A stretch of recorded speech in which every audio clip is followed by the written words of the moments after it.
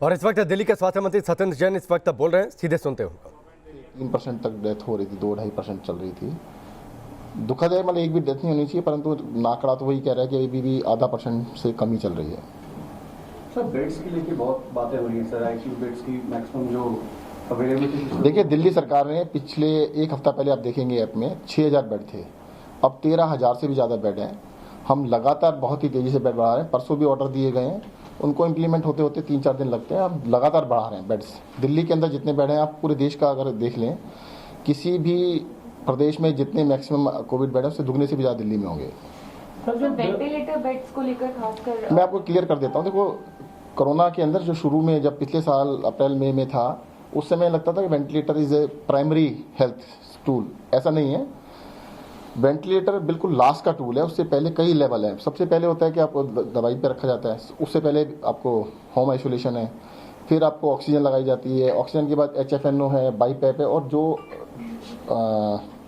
Ventilator है वो बिल्कुल लास्ट रिसोर्ट है। तो ventilator is not the basic treatment. हाँ, वेंटिलेटर के बेड बहुत सारे हैं, पर बेड के ऊपर अगर पेशेंट होता है तो उसको ऐप के अंदर भरा हुआ दिखाया जाता है, बट वेंटिलेटर्स की कमी बिल्कुल नहीं है। आपने जो ऐप की बात की, कई बार ऐसा भी माना जा रहा है कि जो ऐप पे डाटा शो हो रहा है उससे अलग स्थिति है ग्राउंड पे। क्या आपको लगता है? नहीं, ऐसा नहीं है। बिल्कुल हम उस पर नजर बनाए हुए हैं। ऐप के अंदर डाटा दिन में 2 बार ही कम से कम अपलोड वो रिवाइज होता है। थोड़ा बहुत ये हो सकता है कि भाई जिस टाइम आपने ऐप में देखा कि 40 बेड है, हो सकता है उस बीच में 5-7-10 पेशेंट और आ गए। हो तो क्या रहा है, जैसे मैं आपको बताऊं, LNJP में एक दिन में 70, 80 नए पेशेंट एडमिट हो रहे हैं। उसमें आपके राजीव गांधी में कल रात को 70 से ज़्यादा पेशेंट रात में एडमिट हुए हैं। तो उसको अपडेट होने में सुबह अपडेट होगा उसको। कोई ऐसा सिस्टम भी आपने बनाया है सर कि अगर किसी को एक जगह बेड नहीं मिल रही है तो उसको दूसरी जगह किस तरीके से तुरंत भेजा जाए, क्योंकि बहुत ज्यादा कंफ्यूजन है लोगों में। देखो, मुझे लगता है कि आप ऐप देख के ही जाएं। उससे पहले, और फ़ोन नंबर दिए सबके, हर हॉस्पिटल का ऐप के अंदर नंबर दिया गया, आप फ़ोन पे बात कर लीजिए चलने से पहले।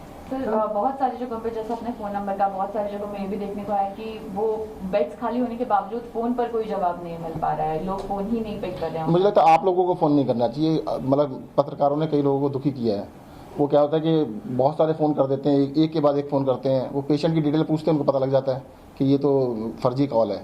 तो वो मतलब जो पेशेंट है वही कॉल करे तो बेटर है। कई बार मरीज के लिए सर कॉल करते हैं तो भी सही जानकारी। सर, आप मरीज के लिए कौन से मरीज के लिए मैं बताता हूँ, बताइए किसके लिए किया आपने कॉल? नहीं, मेरे कोई जानने वाले थे उनके लिए। देखिएगा, मैं पहले ही कह रहा हूँ कि दिल्ली के अंदर नहीं, पूरे देश के अंदर, चलो आपको एक बार कम करते हैं, नोएडा में आप किसी भी प्राइवेट हॉस्पिटल में एक भी पेशेंट को एडमिट करा के दिखा दो, किसी में भी, सबके अंदर कह रहा हूँ एक। दिल्ली में हम सबको एडमिट करा रहे हैं। दिल्ली के पेशेंट भी है, दिल्ली से बाहर के पेशेंट भी हैं, सबका एडमिशन करा रहे हैं। सर, कुछ दिन पहले आपने कहा था कि केंद्र के अस्पतालों में बेड्स अभी नहीं बढ़ाए गए, उनसे अपील की, क्या वो बेड्स बढ़े सर? अभी नहीं बढ़े हैं, उनसे रिक्वेस्ट की गई है, दोबारा कल बात की है। पिछली बारी जब पीक आया था उस टाइम पर 4100 बेड थे सेंट्रल गवर्नमेंट के, इस बार अभी 1100 बेड हैं। पिछली बार आप दोनों सरकारों ने मिलजुल करके बहुत जो एफर्ट था उसको आगे भी बढ़ाया था। इस बार क्या आपको लगता है कि उस तरीके की कोऑर्डिनेशन की कहीं कमी दिखाई पड़ रही है? आप नहीं, बिल्कुल डेली मिलजुल की बात कर रहे हैं। सारी चीज़ें डिस्कस होती हैं, सब कुछ होता है। हाँ, क्योंकि ये बहुत तेज़ी से बढ़ा है। दिल्ली गवर्नमेंट ने अपने अस्पताल में रैंप अप कर लिया है, वो भी रैंप अप कर रहे हैं। उन्होंने ये नहीं कहा मना कर रहे हैं, वो कह रहे हैं हम भी जल्दी ये रैंप अप कर देंगे। सर, वो राधा स्वामी वाले सत्संग का जब उन लोगों ने बेड बनाया था, आप लोगों ने भागा, अभी उसकी क्या स्टेटस है? और साथ ही देखिएगा, मैं बताऊँ, रेलवे वाले सुनिए, बॉगी में था वो भी। अब की बारी जो